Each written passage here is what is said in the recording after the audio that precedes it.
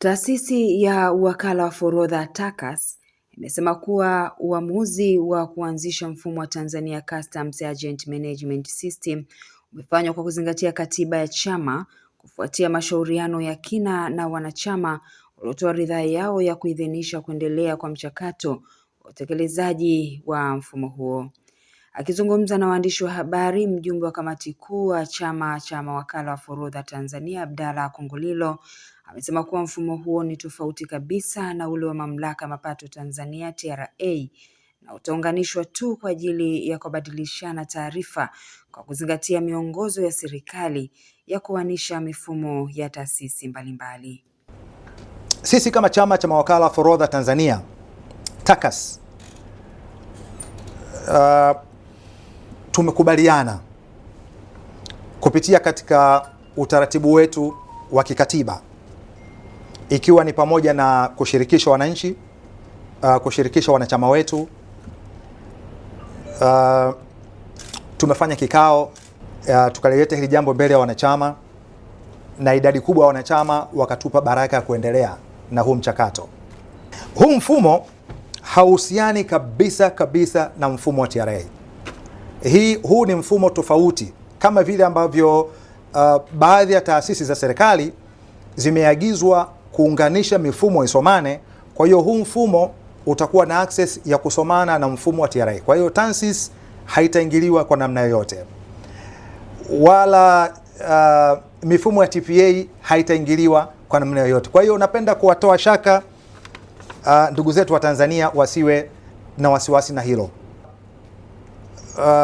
Tumeshiriki kwenye kutoa elimu ya huu mfumo katika border points zote Tanzania, na maana ya mipaka yote ya Tanzania ambako masuala ya forodha yanafanyika, ikiwa ni pamoja na airport na hata hapa Dar es Salaam.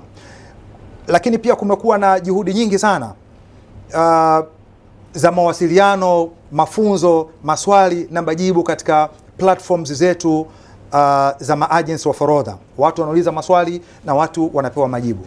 Kwa hiyo nataka niwahakikishie kwamba hakuna usiri wowote katika hilo. Ndugu zangu wanahabari, katika dunia sasa hivi ya kidijitali, mtu yoyote ambaye analeta solution ya kidijitali manake anawekeza katika teknolojia, na hakuna huduma ya bure. Tunajua kwamba kuna makampuni ya simu yote ni sehemu ya makampuni ya kidijitali, yanafanya uratibu wa fedha zetu, lakini hawafanyi bure. Lazima kuwe kuna charges ya service ambayo inatolewa. Lakini kulikuwa kuna hoja kwamba wanachukua pesa za umma. Ndugu zangu wanahabari, hili jambo la hatari sana. Nataka niwahakikishie, mfumo wa Tanzania Customs Agents Association ni mfumo ambao unahusika na masuala ya uratibu wa minimum agents fees peke yake. Hauhusiani kabisa na masuala ya kukusanya kodi ya serikali, wala mfumo hauhusiani kabisa na masuala ya kukusanya tozo za bandari au tozo zingine za ICD. Kwa hiyo hili neno la kwamba linakusanya mapato ya umma kwa niaba ya TRA ambayo ingeweza kukusanya, huu ni upotoshaji wa hali ya juu sana. Ni vizuri wakafanya utafiti wa haya mambo kabla hawajaleta taharuki kwa jamii. Mfumo huu unaratibu ukusanywaji wa minimum agents fees ambao kimsingi zinakwenda moja kwa moja katika akaunti za mawakala wa forodha husika na hiyo kazi husika.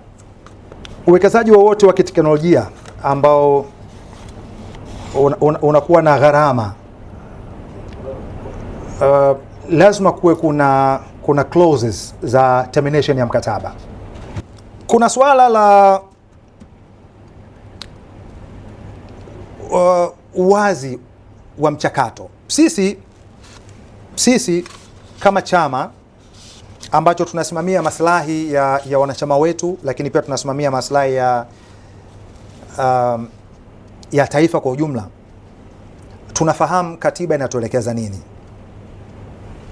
Lakini pia tunaheshimu mawazo ya wale ambao hawakubaliani na jambo fulani, na hii ndio demokrasia katika taasisi yoyote ile. Lakini tunaangalia wengi wanasemaje. akina nani wananufaika.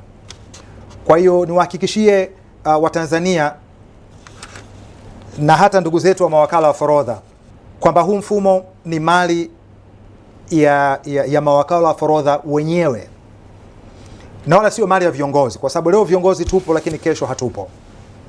Tunachofanya sisi ni kuweka misingi thabiti na imara ya kiuchumi kwa wanachama na chama chenyewe pia. Kwa kuwa chama ndio mmiliki wa huu mfumo, maana yake ni kwamba chama pia ni sehemu ya wanufaika wa huu mfumo.